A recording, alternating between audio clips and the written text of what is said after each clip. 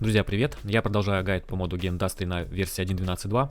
Сегодня поговорим про передачу генов от саженцев и пчел. Для начала нам потребуется такой вот механизм, генетический пробоотборник. Значит, крафтится он следующим образом.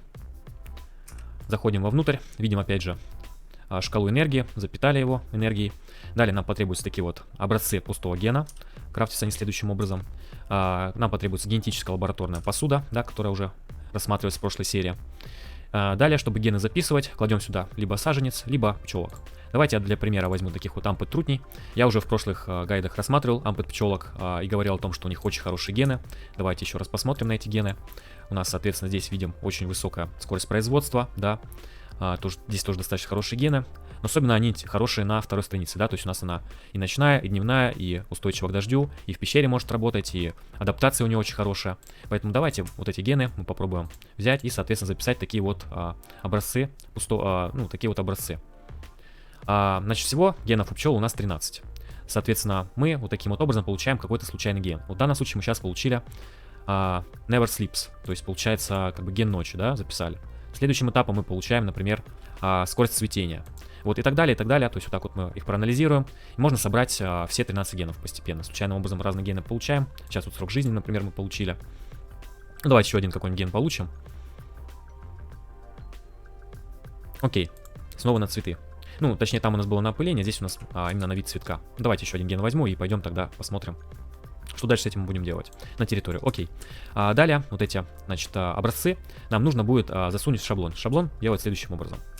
Берем такой шаблон. Можем по одному ставить, можем сразу несколько штук. Например, давайте сразу вот эти вот 5 генов, которые взял, сюда записал.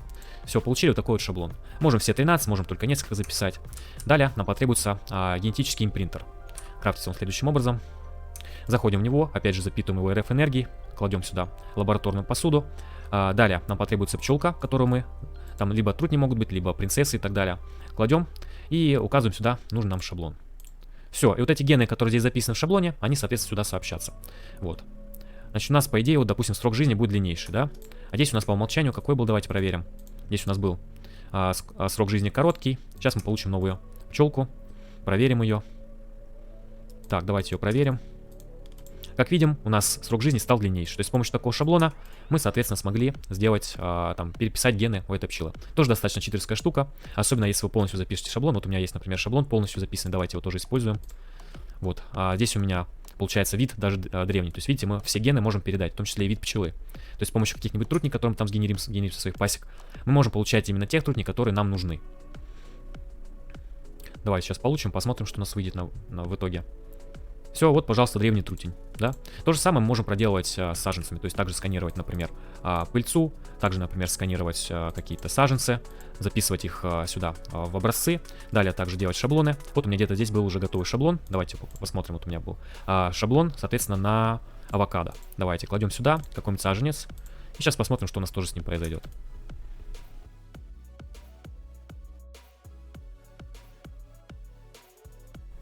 Вот мы, соответственно, получили саженец авокадо. Такая вот классная, достаточно читерская штука. Но это еще не все. Кроме того, мы вот эти вот шаблоны можем по желанию копировать. Вот, допустим, я хочу там, не знаю, какому-то другому игроку, скажем, продать этот шаблон. Берем, соответственно, пустой шаблон. Ну, сюда выкладываем тот, который нам нужен. Сюда кладем пустой шаблон и, соответственно, вот так вот его копируем. Получаем дубликат с помощью генетического транспозера, который крафтится следующим образом. Можем делать дупликаты шаблонов, если нам это необходимо. Далее, еще, помимо прочего, здесь можно производить, соответственно, самих пчел. Если вам не хватает там принцесс, например, или, может быть, по какой-то причине трутней, вы можете их производить. Вам для этого потребуется, во-первых, экстрактор ДНК. Крафтится он следующим образом. Во-вторых, вам потребуется протеиновый разжижитель. Вот его крафт. Значит, в экстрактор ДНК мы кладем, собственно, каких-нибудь ненужных нам пчел или там принцесс.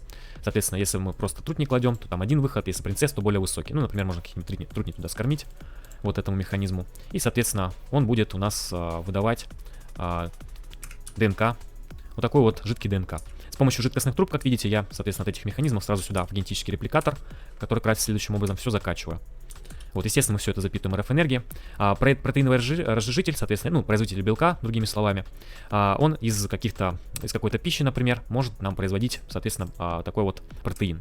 Можно использовать, например, сырую говядину, сырую баранину, как я понимаю, курятину, крольчатину и все в таком духе. То есть давайте попробуем, например, Ну, кстати, крольчатина здесь не подходит, баранина сейчас проверю. Ну, видимо, еще не совместимо просто с этой сборкой. Вот, а говядину и свинину, по идее, можно. Да, вот, я засунул говядину, она у меня спокойно, соответственно, сейчас переработается в протеин. Жидкостными трубами сюда перекачиваем. Заходим сюда, вот мы видим, да, тут, ну, тут опять же шкала у нас энергии. Здесь у нас шкала вот этого ДНК, которую мы отсюда передаем. Здесь у нас шкала протеина, которую мы отсюда перекачиваем.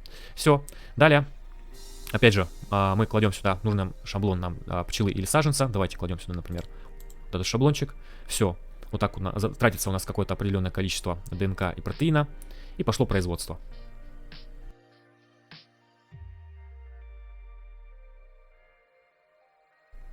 Все, вот у нас, пожалуйста, древняя матка получилась. Здорово. Причем мы сразу получили матку, то есть, по сути, трутня плюс принцессу.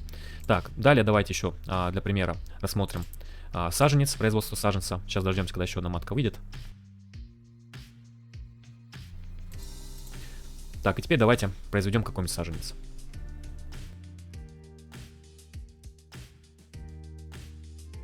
Итак, мы получили вот такой вот саженец осины, например.